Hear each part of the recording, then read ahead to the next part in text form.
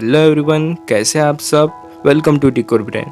आज का हमारा लर्निंग लेसन है how to study for multiple choice exam. तो जैसे कि आप सभी को पता ही होगा कि कोरोना वायरस की वजह से जो भी स्टूडेंट्स अंडर ग्रेजुएशन में है, पोस्ट ग्रेजुएशन में है, उनकी एग्जाम्स पेंडिंग रह गई थी। पर जो स्टूडेंट फर्स्ट ईयर में थे, सेकेंड ईयर में थे, इन्हें बाद में प्रमोट कर दिया गया था। पर जो स्टूडेंट्स फाइनल ईयर में थे, इनकी एग्जाम होगी या नहीं होगी, इस पे बार बार डिसीजन आ रहे थे। बट फाइनल डिसीजन यह आया कि इनकी एग्जाम्स होगी। पर जो बड़ा चेंजेस आया है इनके एग्जाम में, वह आया है एग्जाम पैटर्न में। पहले इन्हें एग्जाम सेंटर में जाना पड़ता था और वहाँ रिटर्न पेपर देना पड़ता था।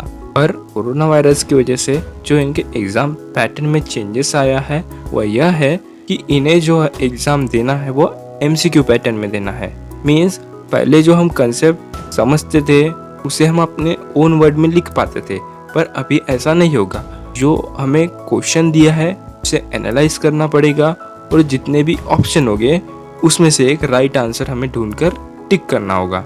अब बहुत से स्टूडेंट यहाँ पर ऐसे हो गए कि एग्जाम के लिए स्ट्रगल तो कर रहे होंगे, पर उन्हें यह नहीं पता होगा कि MCQ एग्जाम्स के लिए एक सही तरीके से पढ़े कैसे हम क्वेश्चन को एनालाइज किए, कैसे दिए हुए टाइम में हम उसे सॉल्व करें और कैसे critical thinking, problem solving skill हम वहाँ पर यूज़ करें।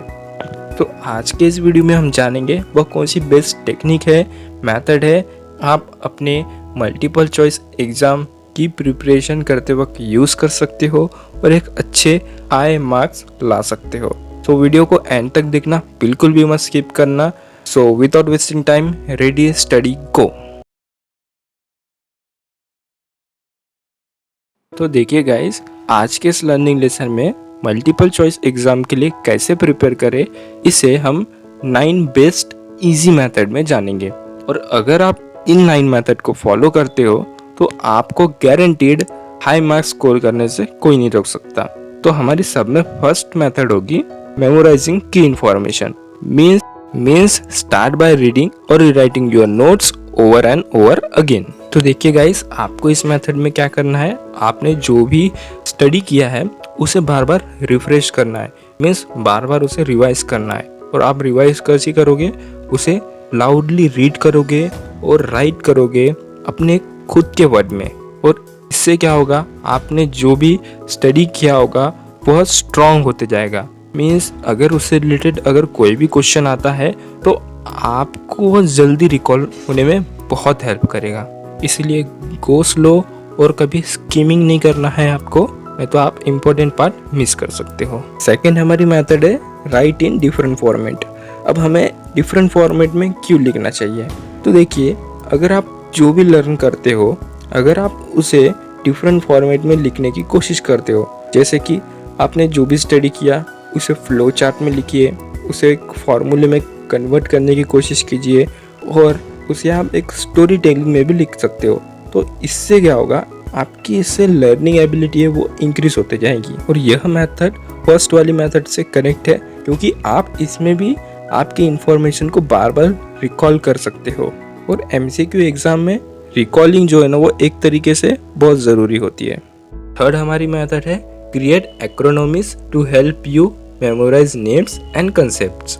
तो एक्रोनॉमिस का मतलब है आपका जो भी हार्ड कंसेप्ट होगा, सेंटेंस होगा, तो उस सेंटेंस का आपको फर्स्ट लेटर लेना है और उस सेंटेंस में से हर एक वर्ड के फर्स्ट लेटर को लिख के आपको खुद का एक न्यू सेंटेंस बनाना है अपने ओन वर्ड में। For example, 3 branches of government, legislative, executive और जुडिशियल। तो इस 3 ब्रांचेस के हमें फर्स्ट लेटर लेना है L, E और J। और इसे आप अच्छे से देखोगे तो एक वर्ड बनता है लेजर। तो हम इसे ऐसे इमेजिन करते हैं, एक government executive carrying a ledger. तो देखिए कितनी सिंपल मेथड थी ये। इसका एक और एग्जांपल हम लेते हैं, रिमेंबरिंग अ वैल्यू ऑफ पाई 3.14159260। तो अगर आपको इस वैल्यू को याद करना है तो उसे एक सेंटेंस में कन्वर्ट कर दीजिए, may I have a large container of coffee. तो आप देखेंगे कि फोर्थ हमारी मेथड है use word association to grasp meaning and key ideas. Means इस मेथड में क्या होता है कि जो भी हार्ड वर्ड है आप उसको अच्छे से देखना, वो हमें क्लू देता है कि हम उसके मीनिंग को या फिर उसे कैसे अच्छे से याद कर सकते हैं। जैसे कि एग्जांपल लेते हैं लॉन्गिट्यूड एंड लैटिट्यूड। तो आप यह लैटिट्यूड में लैटिट्यूड के फर्स्ट 3 लेटर लेते हैं LAT और हम यह LAT के सामने ऐड करते हैं F। तो इससे एक लैटिट्यूड को समझने का एक मीनिंग बनता है, वो यह है लैटिट्यूडनल लाइंस ले फ्लैट ऑन अ मैप। तो देखिए कितना इजी तरीका था इसे समझने का। तो यह मेथड को आप अपने MCQ में यूज़ कर सकते हो अगर आपको कोई डेफिनेशन या फिर छोटा सा कंसेप्ट आपको लर्न करना हो तो। 5th हमारी मेथड है make flash card to help you define and link key terms names and idea. और यह मेथड बहुत सारे स्टूडेंट्स यूज़ करते हैं और आपको भी MCQ के लिए यूज़ करनी चाहिए। जैसे कि फ्लैश कार्ड के आपको फ्रंट साइड पे लिखना है कोल्ड वार और बैक साइड पे आपको आंसर लिखना है, मीन्स कोल्ड वार से रिलेटेड।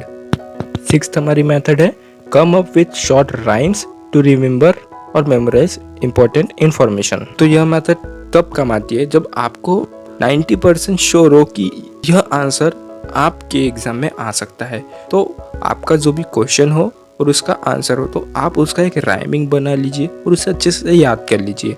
अगर वो आ गया एग्जाम में तो आपके लिए बहुत अच्छा है। तो एक राइमिंग बनाना आना चाहिए। जब आपको लगता है यह क्वेश्चन आएगा तो यह आपको मेमोराइज रहेगा आपके MCQ एग्जाम तक। 7th हमारी मेथड है write a list of all the relevant words and idea you don't quite no.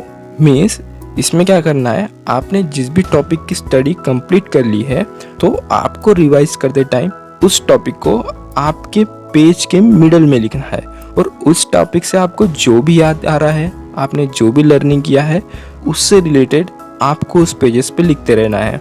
और जब आप नेक्स्ट टाइम फिर से रिवाइज करने जाओगे फिर से सेम मेथड करनी है, बट आपको कंपैरिजन करना है कि आपने जब आपने फर्स्ट टाइम रिवाइज किया था तो आपको कितना और क्या क्या याद था और अभी कितना याद है।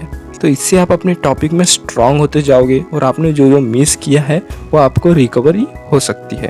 तो यहाँ पर हमारी 8th मेथड है quiz yourself by writing your own multiple choice question. इसमें क्या करना है, आपको हो सके तो आप खुद के क्वेश्चन बनाइए, खुद के मल्टीपल चॉइस क्वेश्चन बनाइए और उसे सॉल्व करने की कोशिश कीजिए। या फिर आप मॉक टेस्ट भी ले सकते हो अगर आप इंटरनेट पर देखते हो और वहाँ पे अवेलेबल होगे तो। नहीं तो आप अपने फ्रेंड के साथ ग्रुप स्टडी करते हो तो आप अपने फ्रेंड के लिए एक मॉक टेस्ट रेडी करिए, उससे बोलना है कि वह आपके लिए करे। तो इससे आपकी एक क्वेश्चन बनाने की एबिलिटी भी जनरेट हो जाएगी और आपकी एग्जाम के लिए प्रैक्टिस भी हो जाएगी। तो ये हमारी थी 8th मेथड। और list but not last 9th method split the topic. ये मेथड आप सभी को पता होगी कि कितना भी लेंथी टॉपिक हो आपको एक साथ पूरा स्टडी करने नहीं बैठना है, आपको स्प्लिट करना है उसको। एक आवर में कह सकते हो या फिर एक छोटे छोटे टॉपिक में उसको स्प्लिट करना है, फिर जाके आपको वह टॉपिक को लर्न करना है। तो यह एक बेस्ट तरीका है लर्निंग करने का। तो यह थी हमारी 9 मेथड जिसे आपको आपके लर्निंग में इम्प्लीमेंट करना है। तो यह थी हमारी 9 मेथड जिसे आप अपने मल्टीपल चॉइस एग्ज़ाम प्रिपरेशन के टाइम पर यूज़ कर सकते हो और आप इसे अच्छे से यूज़ करते हो तो आपको गारंटीड अच्छे मार्क्स आ सकते हैं। सो आई होप यह वीडियो आपको पसंद आई होगी।